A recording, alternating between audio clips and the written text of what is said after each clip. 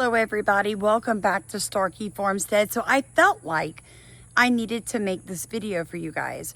Right now across America, our #1 pastime is doomsday prepping. Secret passageways, gun rooms, and flammable moats may sound like the stuff of Hollywood. But across the country, they're parts of some people's plans to protect themselves against the worst. That's according to a recent New York Times Magazine report that chronicles the rise of the booming panic industry. So middle-class people that are making only $60,000 a year are finding it to be in a benefit to purchase a $20,000 bug-out shelter, a bomb shelter, a weather shelter, a if the crap hits the fan shelter. It's happening across all financial demographics. Why, folks? Why is this happening now in 2025? Some of you have been watching me for a while, and you know I did the report about the Deagel report, where it claimed up to 68% of American citizens would not make it to the end of 2025. Now, this report was put out in 2020, and the gentleman who did the report had been doing Deagel reports for 30 years for the federal government, and he conveniently passed away in 2021, that millions of people would die in the Western world in 2025. People that I spoke with said that there was a huge surge in business post-pandemic and also, in the lead up and aftermath of the recent election. I would say that many of the people who are interested in installing these types of hidden gun ranges and panic rooms and things like that in their homes, many of them said that they were afraid of things like another pandemic, financial collapse, or, even nuclear war. For most people, it's simply peace of mind. It's knowing that they and their family have a place to safely ride out the first 30 days of an event, any event. I think that as more and more people are impacted by things like pandemics, by civil unrest and, demonstrations and activism in their cities, by financial collapse, as those factors hit a wider and wider population, it makes sense to me that more of us would be interested in this type of, what can I do in the event of a disaster scenario or a doomsday scenario? Hello, everybody. My name is Samantha. I'm a homesteader by choice, an educator by trade, and I just want to welcome you to our channel. If you've never met us before, please remember to like, comment, and subscribe.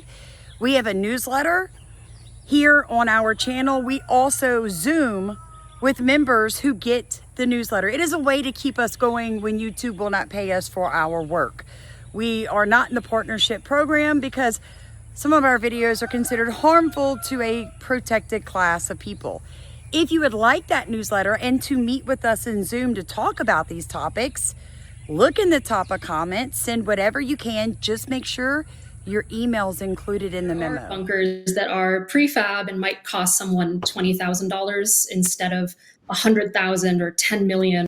One of the people that I spoke with said something like, the bunkers that I'm selling are for people who have $20,000 to spend, not $200,000. They make $60,000 and drive a Chevy pickup truck. They don't drive a Ferrari. They don't drive, fancy cars and things like that. My husband and I are training our dogs in personal protection and home protection, spending what is half our salary in a year to train our dogs to know how and when to appropriately protect us.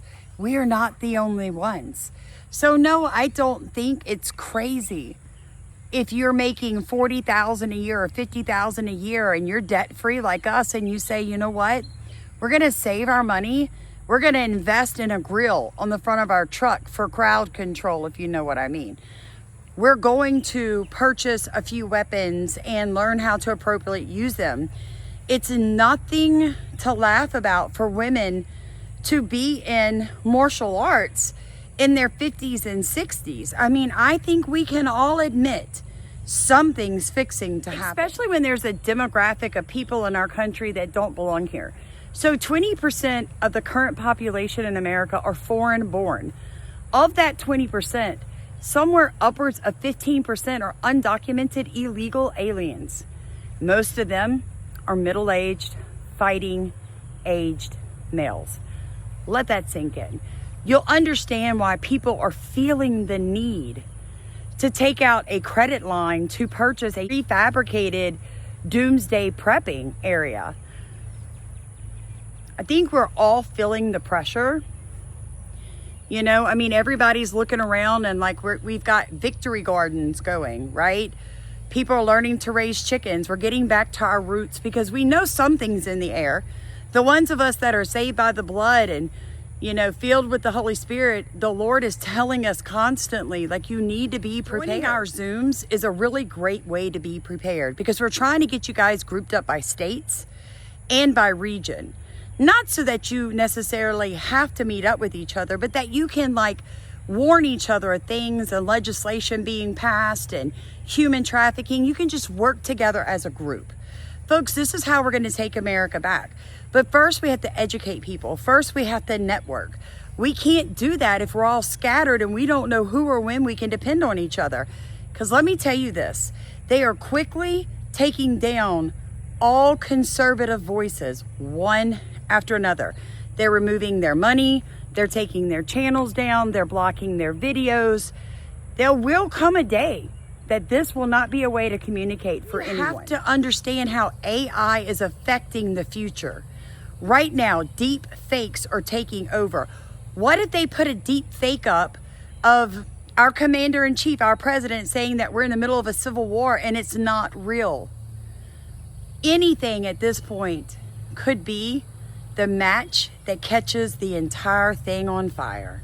Intelligence will supercharge online criminal activity and turn it into this deepfake of me saying whatever someone programs my image to say, and it doesn't have to be true. I've never seen anything move faster in my lifetime than AI. Not the internet, not crypto, not anything else.